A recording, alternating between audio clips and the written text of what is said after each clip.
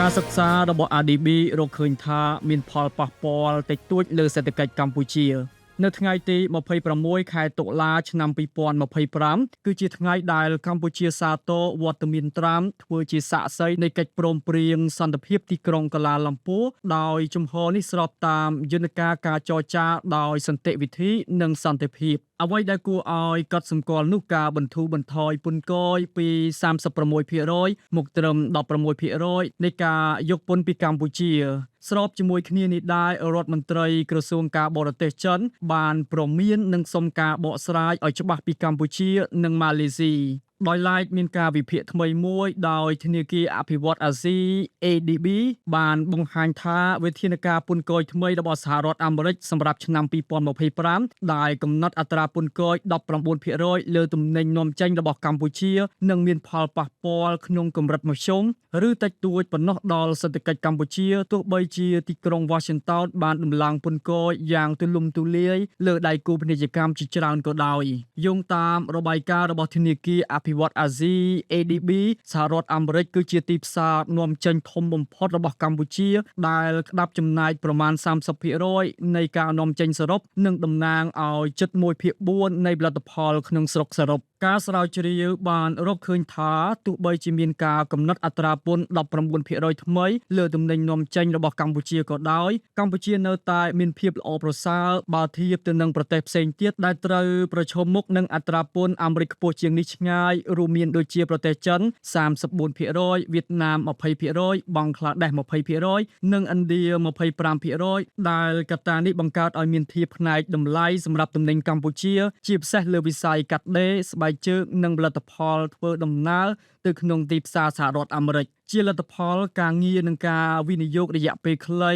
នៅកម្ពុជាបង្ហាញសញ្ញាកើនឡើងតិចតួចដែលធ្វើឲ្យសេដ្ឋកិច្ចមិនរងផលប៉ះពាល់ធ្ងន់ធ្ងរនោះទេនៅលើ GDP ជាក់ស្ដែងនិងការប្រើប្រាស់ហើយអ្នកនាំចេញអាចទទួលបានអត្ថប្រយោជន៍ពីការដែលអាមេរិកបង្វែរការបញ្ជាទិញចេញពីប្រទេសដែលជាប់ពន្ធខ្ពស់ជាងកម្ពុជាការធ្វើស្រាវជ្រាវរបស់ ADB បានបង្ហាញថាប្រសិនបើពន្ធអាមេរិកមកលើកម្ពុជាត្រូវបានកាត់បន្ថយមកត្រឹម 10% ការនាំចេញរបស់កម្ពុជានឹងមានភាពប្រកួតប្រជែងខ្លាំងដោយនាំឲ្យមានកំណើនបរិមាណនាំចេញកើនឡើងផលិតផលក្នុងវិស័យកាត់ដេរនិងស្បែកជើងកើនឡើងហើយចំណូលជាតិនិងការប្រើប្រាស់ក្នុងក្រុមគ្រួសារមានភាពល្អប្រសើរផងដែរផ្ទុយទៅវិញប្រសិនបើអត្រាពន្ធត្រូវបានដំឡើងដល់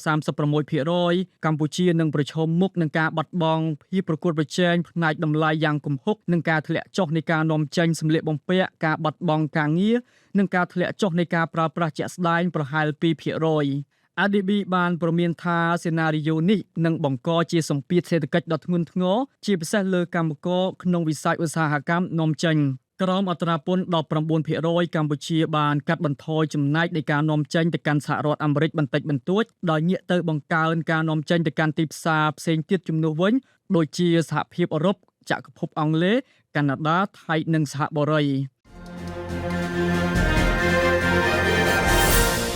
ការខិតខំប្រឹងប្រែងស្វែងរកកិច្ចព្រមព្រៀងសន្តិភាពដល់អ៊ុយក្រែនរបស់ត្រាំបង្កភាពរង្គោះរង្គើដល់មេដឹកនាំអឺរ៉ុបទាំងមូលឲ្យមានក្តីព្រួយបារម្ភការខិតខំប្រឹងប្រែងរបស់លោកប្រធានាធិបតីសហរដ្ឋអាមេរិកដូណាល់ត្រាំក្នុងការបញ្ចប់សង្គ្រាមអ៊ុយក្រែនកំពុងបង្កឲ្យមានរលកនៃការព្រួយបារម្ភនិងភាពរង្គោះរង្គើយ៉ាងខ្លាំងនៅក្នុងបណ្ដាលមេដឹកនាំអឺរ៉ុបជាច្រើនដែលយល់ឃើញថាកិច្ចព្រមព្រៀងសន្តិភាពដែលត្រាំកំពុងជំរុញអាចជាផ្លូវដ៏គ្រោះថ្នាក់ដោយសារផ្ដល់ផលប្រយោជន៍ដល់រុស្ស៊ីយ៉ាងច្រើននិងអាចបង្កភាពចលាចលធ្ងន់ធ្ងរបន្ថែមទៀតសម្រាប់អ៊ុយក្រែននាពេលអនាគតការព្រួយបារម្ភចម្បងដែលកើតឡើងដោយសារតែអឺរ៉ុបមិនមែនជាផ្នែកនៃការចរចាសំខាន់ទាំងនោះហើយបច្ចុប្បន្នគឺមានតែសហរដ្ឋអាមេរិកប៉ុណ្ណោះដែលកំពុងតែពិភាក្សាផែនការសន្តិភាពជាមួយអ៊ុយក្រែនហើយក៏មានគម្រោងបន្តជួយជាមួយនឹងរុស្ស៊ីផងដែរខណៈដែលសហភាពអឺរ៉ុបទាំងមូលត្រូវបានដាក់ឲ្យស្ថិតនៅឆ្ងាយពីការចរចានេះបើតាមប្រសាសន៍របស់លោក Marco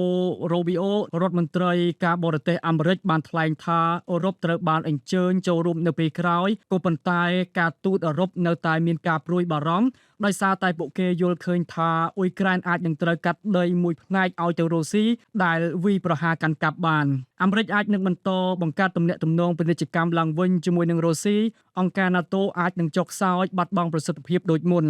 យោងទៅតាមការស្រាវជ្រាវរបស់កាសែត Reuters មេដឹកនាំអឺរ៉ុបបារម្ភថាប្រសិនបើអាមេរិកអនុញ្ញាតឲ្យរុស្ស៊ីយកទឹកដីដែលខ្លួនវាយបានពីអ៊ុយក្រែនធ្វើជាកម្មសិទ្ធិនោះរុស្ស៊ីអាចនឹងបន្តវាយប្រហារទៅលើប្រទេសផ្សេងទៀតនាពេលអនាគតអ្នកជំនាញមួយចំនួនបានវិភាគថាអឺរ៉ុបមានអំណាចចរចាតិចតួចបំផុតក្នុងកិច្ចព្រមព្រៀងនេះដោយសារតែប្រមាណឆ្នាំចុងក្រោយអឺរ៉ុបមិនបានវិនិយោគគ្រប់គ្រាន់លើវិស័យយោធាដែលធ្វើឲ្យពួកគេមិនសូវមានឥទ្ធិពលក្នុងការកំណត់លក្ខខណ្ឌនៃកិច្ចព្រមព្រៀងសន្តិភាពនោះទេ